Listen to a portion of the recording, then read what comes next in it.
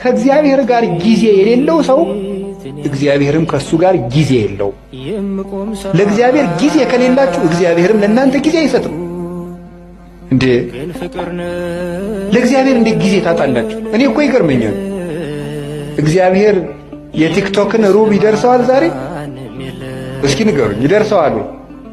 እንዴት ተጣድፎ የዘወትር ጸሎቱን እንዲሁ ያም ካደረሰም ተጣድፎ ጨርሶ ግን ፌስቡክ ላይ ቲክቶክ ላይ ግን ተጥዶ ነው የሚውለው።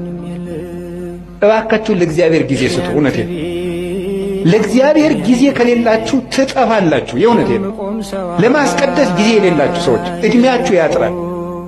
ለዘወትር ጸሎት እድሜ ከሌላችሁ ጊዜ ከሌላችሁ ከእግዚአብሔር ጋር ለመገናኘት መጽሐፍ ቅዱስ ለማንበብ ጊዜ የሌላችሁ ጊዜ የለኝም ደግሞ እንደው እናንተ ጉራችሁ እኮ ያልቅ።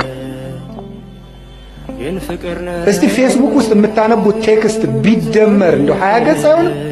መጽሐፍ ብናረገው አይታተምም? ብሮሸር ብናረገው ይሆናል እኮ ስትደዘብዙት የምትሉት። እንዴት ነው ጊዜ የሌላችሁ?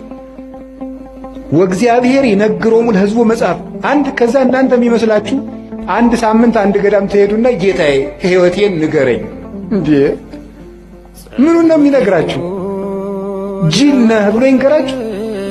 ጌታዬ ሕይወቴን ንገረኝ ምንድን ነው የሚነግራችሁ ነው? እየነገራችሁ መስለኝ። መዝሙር 86 ላይ እግዚአብሔር ይነግሮሙ ለሕዝቡ በመጽሐፍ እግዚአብሔር ለሕዝቡ በመጽሐፍ ይነግራቸዋል። እስኪ በሉ እግዚአብሔር ለሕዝቡ በሉ በምኑ ይነግራቸዋል? በመጽሐፍ ይነግራቸዋል። መጽሐፍ ማለት እግዚአብሔር ለኛ የሚናገርበት ነው። ጸሎት ማለት ጸሎት ብሂል ተናግሮ ምስለ እግዚአብሔር ጸሎት ከእግዚአብሔር ጋር መነጋገር ነው ይላል። ጸሎት ከእግዚአብሔር ጋር መነጋገር ነው። መጽሐፍ ማንበብ ደግሞ እግዚአብሔር ለኛ የሚነግርበት ስም አጸም ዘይነብበኒ እግዚአብሔር አምላኬ እስመ ውእቱ ይነብብ ሰላም ለሕዝቡ። ፈጣሪ እግዚአብሔር የሚናገረኝን እሰማለሁ እርሱ ለሕዝቡ ፍቅር አንድነትን ይናገራልና ይላል ቅዱስ ዳዊት። እግዚአብሔርን ለመስማት ጆሮ የሌለው መጽሐፍ ቅዱስ ለማንበብ በቀን 5 ደቂቃ የሌለው ሰው በየቀኑ ሁከት ሊሰማ ይገባዋል። እንዲህ ያለ ጆሮ ይነቀላ። ነቢየ ያነስለክሙ ማኅበይክሙ ዘከማየ እንደኔ ያለ ነቢይ ያስነሳላችኋል አለ ሙሴ ሲናገር ክርስቶስን ነው። እሱ ቀይ ባህር እንዳሻገረ ጌታ ገሃነምን ያሻግሯልና ብዙ ንጽጽር አለው። ወለቱ ስምዕዎ እሱን ስሙት። ወኩላ ነፍስ እንተ ይተሰምዖ ለውእቱ ነቢይ ትሰሮም ሕዝባ ያንን ነቢይ የማትሰማ ጆሮ ግን ከወገኖቿ ተለይታ ትጥፋ። ያን ነቢይ የማትሰማ ማለት ክርስቶስን የማይሰማ ጆሮ ይነቀላል።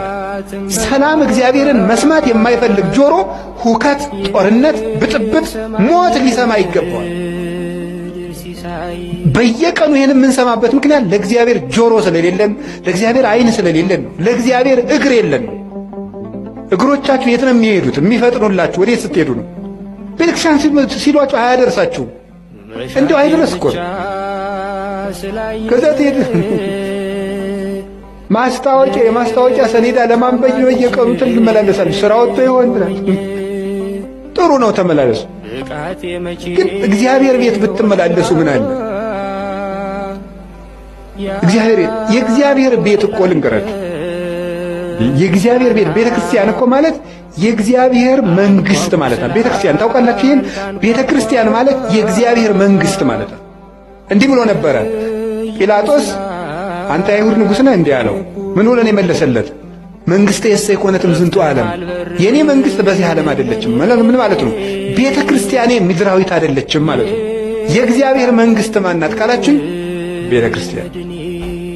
አንድ ሰው አሜሪካ ከመሄዱ በፊት አሜሪካ ኤምባሲ መሄድ አለበት። አንድ ሰው መንግስተ ሰማያት ውስጥ ከመግባቱ በፊት ከእግዚአብሔር ኤምባሲ ቤተክርስቲያን መግባት አለበት። ቤተክርስቲያን ውስጥ የማይገባ ሰው የሰማይ ዜግነት የለውም። አንድ ሰው ከአንዲት ሀገር ኤምባሲ ውስጥ ሲገባ የዚያች ሀገር ጥበቃ ውስጥ ይገባል።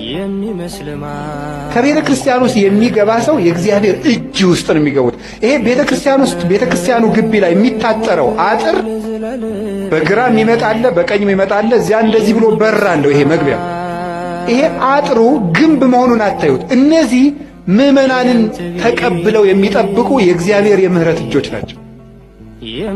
ከቤተ ክርስቲያኑ ግቢ ውስጥ ስትገቡ ወደ እግዚአብሔር እቅፍ ነው የምትገቡት። እሱ በማይታጠፍ ጥበቃው ይጠብቀናል። ከዚያ በኋላ እንዲህ ያለች ነፍስ እግዚአብሔር ይርየኒ ዋልቦ ዘያጣኒ፣ እግዚአብሔር ይጠብቀኛል። እሱ እኔን ብትደብቁኝ ፈልጎ የሚያጣበት ቦታ የለም፣ እኔንም የሚያሳጠኝ የለም። እሱ ራሱ ተናግሯል እኮ አልቦ ዘያሃይደኒ ሆን እምዴ፣ በጎቼን ከእጄ ነጥቆ የሚወስዳቸው ማንም የለም ብሏል። ከእግዚአብሔር እጅ መግባት ከፈለጋችሁ ቤተ ክርስቲያን መግባት፣ ለቤተ ክርስቲያን ጊዜ፣ ለመጽሐፍ ጊዜ፣ ለመጸለይ ጊዜ። አንድ ሰው ከእግዚአብሔር ጋር ያለው ጊዜ ከላላ እየጠፋ መሆኑን ማወቅ ያለበት ይሄ። ምን አላቸው? አሁን የግብፁ ፓትርያርክ አሁን ያሉት ምን እንዳደረጉ ልንገራችሁ። ወርቅ ነገር አንድ ደግሞ ጥሩ ጸጋ አላቸው አሁን ያሉት እና ምንድናቸው? ድሃ ማየት ይወዳሉ። እንግዲህ ሀብት ነው። ሽኖዳ በቴዎሎጂው አበሯት። ደግሞ እኛው ደግሞ ድሃ ማየት እና አንድ ጳጳስ ቤተክርስቲያን ሰርተው ይመርቁልኝ ብለው ፓትርያርኩን ይጋብዟቸዋል። ይጋብዟቸውና ሲሄዱ አንዲት ድሃ እጇን ታርገበግባለች። ፓትርያርኩ ሲገቡ ማለት ወደ አዲሱ ቤተክርስቲያን ካለፉ በኋላ ትዝ አለቻቸው። መልሱኝ አሉ ፓትርያርኩ። ፕሮቶኮሎቻቸው በፍጹም አይቻልም። አይኔ የማገኘው ሳለ መልሰኛሉ። ኧረ እባክዎት እንደምን መልሱኝ። ተመለሱና መኪናቸው ውስጥ ገብተው ያችን ሴት ጥሯታል። ከዚያ በኋላ ኧረ ለፕሮቶኮሎት አይመጥንም፣ ይቺ ሴት እዚህ እንዴት በፓትርያርኩ መኪና ትሳፈራለች? አምጣ ብያለሁ፣ አምጣ። ገባች። ምንድነው ስትባል እኔ የቤት ዕዳ አለብኝ፣ ልጅ መሳደጊያ የለኝም፣ ቤቴ ተወርሶብኛል፣ ድሃ ነኝ፣ ባለቤቴ ሞቷል፣ ጳጳሱን ለልጅ ማሳደጊያ ስጠኝ ብዬ ጠይቄው እስካሁን አልመለሰልኝም አለቻቸው። ወርደው ምን እንዳደረጉ ስሙ። ወርደው ያደረጉት ጳጳሱን ጠርተው ቤተክርስቲያኑ አልቋል አሉት። አዎ ቅዱስ አባታችን ይኸው ተጠነቁ፣ እዩት፣ አላለቀም፣ ቤተክርስቲያኑ አላለቀም። ኧረ አልቋል፣ አላለቀም። ይቺ ድሃ ሴት የጠየቀችን ጥያቄ እስከምትመለስ ድረስ ይሄ ቤተክርስቲያን አይመረቅም። ተመልሰው መኪናቸውን አስነስተው ስልኳን ይዘው ሲያሟላልሽ ደውይልኝ፣ የማረጋግጠው በእናንተ ሪፖርት ሳይሆን በእሷ ነው ብለው ስልካቸውን ሰጠው ጥለዋት ሄዱ። ከዛ መጨረሻ ላይ ጳጳሱ ተሯሩጦ ባለሀብቶችን ሰብስቦ ቤት ተገዝቶ ስም ተዛውሮ በአንድ ቀን ማለቁስ ደግሞ ራሱ ፕሮሰሱ አይገርማችሁ? መኪና ተገዝቶ ቁልፍ ተይዞ በሙሉ የቤት ካርታ ተሳክቶ ተረክባ ራሷ ደወለች። ወዲያው እኮ ነው የለበለቱ ማለት ነው። ፓትርያርኩ ተመልሰው መጡ፣ ቤተክርስቲያኑ መረቁ። ምሳ ምበላ ከዚች ድሃ ቤት ነው ብለው እንዲህ አድርገው ችግሯን ከፈቱላት ሴት ቤት ምሳ በሉ። ይሄ አሁን በዚህ 3-4 ዓመት ውስጥ የተሰራ እዚያው የሚኖሩ የኛ ሀገር መነኩሴ የነገሩኝ ታሪክ ነው። ያጫወቱ ማለት እንዲህ አድርገው ምን ማለት አሁን እውነተኛይቱ ቤተክርስቲያን አዩአት ማለት ያሉት ምንድን ነበር? ቤተክርስቲያኑ አልቋልና አላለቀም ነው ያሉት። አላለቀም ነው ያሉት ማለት። ስለዚህ እግዚአብሔር በሚያውቀው ሰው ላይ፣ ድሆች ላይ፣ እዚህ አካባቢ ያሉ ጎዳና ተዳዳሪዎች ላይ፣ የዚህ አጥቢያ የሆኑ ባሎቻቸው ጥለዋቸው የሞቱ ድሆች እነሱ ተመዝግበው ሲረዱ፣ ድሃ አደጎች አሳዳጊ የሌላቸው በሱስ የወደቁት ተመዝግበው መጠነኛ የሱስ ማገገሚያ ማዕከል በአንድ ቤተክርስቲያን ውስጥ ኖራ እነሱ እንክብካቤ ሲደረግላቸው፣ ንስሐ ያልገቡት ተመዝግበው ሱስ ውስጥ ያሉ፣ ይሄ ሁሉ ሲደረግ እውነትም ቤተክርስቲያን ሰራን ይባላል። ይቅር በሉኝ፣ እኔ በጣም ጨርሼ መናገር ወዳለሁ። እንግዲህ ያስገድለኝ ይሁን ያሸለመኝ አላውቅም፣ ለወደፊቱ ማለት ነው፣ እዚህ አይደለም። ብቻ ግን የምለው ምንድነው ጨርሶ መናገር ወዳለሁ የምለው ቤተክርስቲያን የሜጀር እና ማይነር የሚባል ነገር አለ። ሜጀር ነገሯን ትተዋለች። በእኔ አነጋገር ሜጀሩ ሰው መስራት ነው። ሰው መስራት ተትቷል። ህንፃ አይሰራ አይደለም። ይሄ ቤተክርስቲያን ግርግዳውን ራሱ የወርቅ ብናደርገው እንዴ ለክርስቶስ ያንስበት ምን ይሆነ? ምንድነው በወርቅስ ብንሰራው? ጉዳዩ ግን ሜጀሩን ትተን ስናደርገው ግን ልብ ያማል። ዋናው ነገር የሱን ህንፃ መስራት ነው። እነሱ ደግሞ ሰዎች ናቸው። የሰዎችን አመል መስራት ነው። አሁን ቤተክርስቲያን እኔ መቼ ሊገባን እንደሚችል ሁሉ አላውቅም። መቼ ሊገባን ያንድ ሰበካ ጉባኤ አመታዊ እቅድ መሆን ያለበት መጀመሪያ ሰዎች ናቸው። ቀጥሎ ነው ልማት የሚያቅደው ማለት ነው። እዚህ ሰበካ ጉባኤ ውስጥ ይታቀድ አይታቀድ ያው እግዚአብሔር ያውቃል፣ እኔ አላውቅም። ጠቅላላውን ቤተክርስቲያን ነው እየተናገርኩ ያለሁት። አንድ ቤተክርስቲያን በአመቱ መታቀድ ያለበት ይሄንን አሁን የግብፁ ፓትርያርክ አሁን ያሉት ምን እንዳደረጉ ልንገራችሁ። ወርቅ ነገር አንድ ደግሞ ጥሩ ጸጋ አላቸው አሁን ያሉት እና ምንድናቸው? ድሃ ማየት ይወዳሉ። እንግዲህ ሀብት ነው። ሽኖዳ በቴዎሎጂ አበሯት። ደግሞ እኛው ደግሞ ድሃ ማየት እና አንድ ጳጳስ ቤተክርስቲያን ሰርተው ይመርቁልኝ ብለው ፓትርያርኩን ይጋብዟቸዋል። ይጋብዟቸውና ሲሄዱ አንዲት ድሃ እጇን ታርገበግባለች። ፓትርያርኩ ሲገቡ ማለት ወደ አዲሱ ቤተክርስቲያን ካለፉ በኋላ ትዝ አለቻቸው። መልሱኝ አሉ ፓትርያርኩ። ፕሮቶኮሎቻቸው በፍጹም አይቻልም። አይኔ የማገኘው ሳለ መልሰኛሉ። ኧረ እባክዎት እንደምን መልሱኝ። ተመለሱና መኪናቸው ውስጥ ገብተው ያችን ሴት ጥሯታል። ከዚያ በኋላ ኧረ ለፕሮቶኮሎት አይመጥንም፣ ይቺ ሴት እዚህ እንዴት በፓትርያርኩ መኪና ትሳፈራለች? አምጣ ብያለሁ፣ አምጣ። ገባች። ምንድነው ስትባል እኔ የቤት ዕዳ አለብኝ፣ ልጅ መሳደጊያ የለኝም፣ ቤቴ ተወርሶብኛል፣ ድሃ ነኝ፣ ባለቤቴ ሞቷል። ጳጳሱን ለልጅ ማሳደጊያ ስጠኝ ብዬ ጠይቄው እስካሁን አልመለሰልኝም አለቻቸው። ወርደው ምን እንዳደረጉ ስሙ። ወርደው ያደረጉት ጳጳሱን ጠርተው ቤተክርስቲያኑ አልቋል አሉት። አዎ ቅዱስ አባታችን ይኸው ተጠነቁ፣ እዩት፣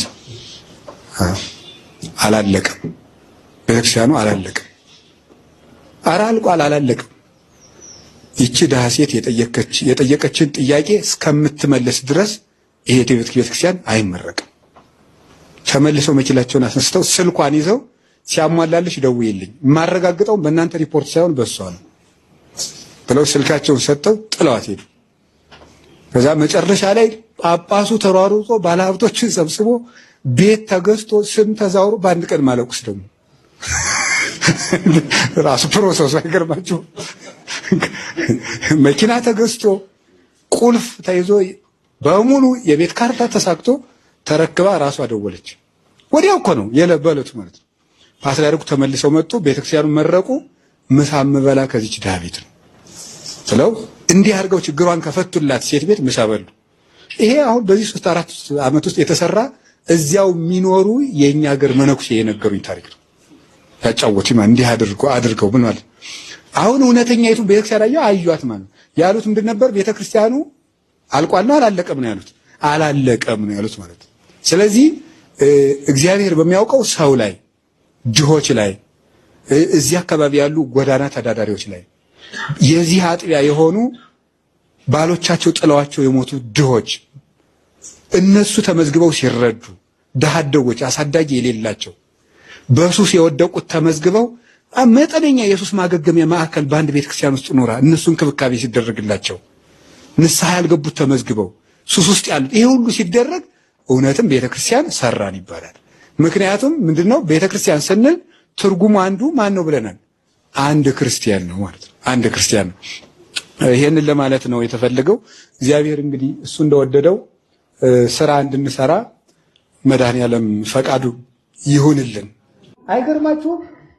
5 ሚሊዮን ህዝብ ተሰብስቦ ቢያስቀድስ ሰላም ለኩልክሙ የሚል ቄስ ግን ስንት ነው?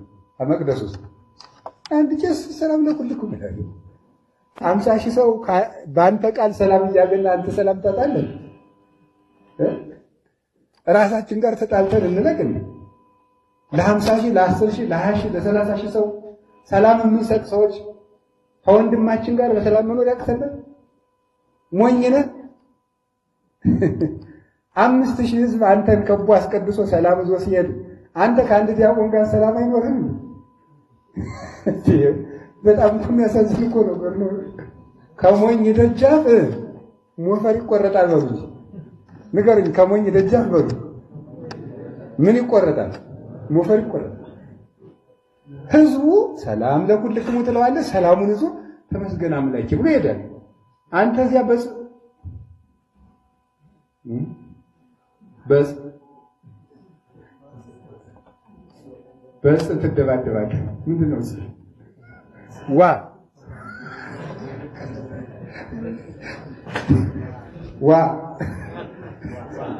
ብያቸዋለሁ እንግዲህ ማለት ነው። ስለዚህ ይሄ ካህን የማንን ሰላም ነው ዞ የሚዞር? ተገረኝ እንጂ የመድኃኔዓለምን ሰላም። ከቄስ እጅ ሰላም አለ፣ ከቄስ ቃል ሰላም አለ። አሁንም ቢሆን ዓለም ሰላም ማግኘት ካፈለገች ወደ ክህነት ነው መዞር ያለበት። ዓለም ሰላም የምታገኘው ወደ ክህነት ህዝቡ ሲዞር ነው።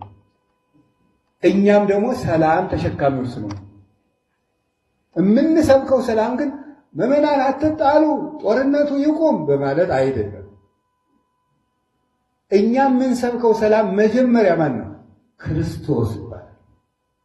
ክርስቶስ ጋኔን አለብህ እንደው በምድር ላይ ከሃዲ ነህ ተባልኩም በሉ፣ መናፍቅ ነህ ተባልኩም፣ ቡዳ ተባልክ በለኝ፣ ጅራታ ምን ነው አለኝ በለኝ፣ ምናምን ተስሎ ዝንጀሮ ነው በለኝ አለኝ በል ምን በል፣ ክርስቶስ ጋኔን አለብህ ተብሎ የተሰደበውን ያህል ትሰደባላችሁ እናንተ? ይሄን የሚያህል ስድብ የማን ስድብ? በዓለም ላይ ያለው 7 ቢሊዮን ህዝብ አንዱ ነው ቢሰደብ የክርስቶስን ይችን ስድቡን አንዲቱን አታክልም። እንዴት የመላእክት አምላክ ጋኔን አለብህ ይባላል? ይሄን እንኳን ችሏል። የፍጹም ትሕትና ነው። እንዴት ጋኔን አለብህ ሲሉት ዝም አለ? አንደበቱ ሶበ ይጽዕልዎ ይጽአሎሙ ሶበ ይሐምምዎ ይተቀየሞሙ ያለ ቅዱስ ያሬድ። ነዚየኑ ሂሮተ ለአምላክነ ትሕትና ወይዋሃተ፣ የአምላካችን ትሕትናውን እንናገራለን። እንዴት አለ? ሶበ ይጽዕልዎ ይጽአሎሙ፣ ሲሰድቡት መልሶ አልተሳደበምና ይላል። ሲሰድቡት መልሶ አልተሳደበምና እንኳን ሊሳደብ ጋኔን የለብኝም እንኳን አላላቸውም። ምን በሥራ ነው የሚገልጻቸው። እኔ ባጋንንት አለቃ አጋንንትን የማወጣ ከሆነ ልጆቻችሁ እንግዲህ በማን ያወጣሉ ብሎ ብቻ ነው የመለሰላቸው። እና የይቅርታ ልብ የሌለን ልባችን ተራራ ሆኖ የገዘፈ በጣም የተናገረኝ ነገር እኮ ከባድ ነው ስላልገባቸው ነው የምንል አውሬዎች እውነት የክርስቶስ ልጅ ነን የማለት ድፍረት አለን? ፈጽሞ እንዴት በክርስትና ላይ እየቀለድ እንደሆነ ተመልከቱት። ይቅርታ የሌለው ሰው የዲያብሎስ ባልንጀራ ነው። ክርስቶስ እንዲህ እየተባለ እንኳን ችሏል። እኔ በሕይወቴ ዘመን ሁሉ አልታረቅም ብላችሁ ምክንያት የምታቀርቡ ሰዎች የምታቀርቡት ምክንያት ሁሉ በፍጹም ውሃ ያነሳም። የምነግራችሁ ይሄንን ነው። ለምን ይሄንን የሚያህል ስድብ አልተሰደባችሁም? እኛሳ ወራዶች ኃጢአተኞች ነን። ክርስቶስሳ ምንም ሳይኖርበት ጋኔን አለበት ተባለ። ክርስትና ይሄን ማሰብ ነው። ሕማማት ውስጥ የምናስበው ትሕትና ያልኳችሁ ይሄን ነው። እንዲህ እየተደረገ አስተማረ። ሰንበትን ሻረ ይባላል። የኃጥአን ወዳጅ ነው ይባላል። የመንግስት ከዳተኛ ነው ይባላል። ቄሳርን የካደ ሰው ነው ይባላል። ሁሉን ስድብ ሁሉ ተቀበለ። የጠራቢ ልጅ የዮሴፍ ልጅ ይባላል። የአምላክ ልጅ ማለት ይሄ ቀላል ስድብ እንዳይመስላችሁ። ለአምላክ የጠራቢ ልጅ የእግዚአብሔር ልጅን የጠራቢ ልጅ የድንግሊቱን ልጅ የጠራቢ ልጅ በድንግልና የተወለደውን የባለትዳር ልጅ ነው። እስቲ አሁን ክርስቶስ የታማውን ያህል ማን ታምቷል? እሱ የተሰደበውን ያህል ማን ተሰድቧል? ስለዚህ ለዚህ እኮ ነው ቅዱስ ጴጥሮስ አሁን ኢታንክርዋ ለእንተ ትመጽአክሙ መከራ ከመዘነኪር፣ ወንድሞቻችን ፈተና በመጣባችሁ ጊዜ እንደ ድንቅ ነገር አታድንቁት ያለ ለዚህ ነው።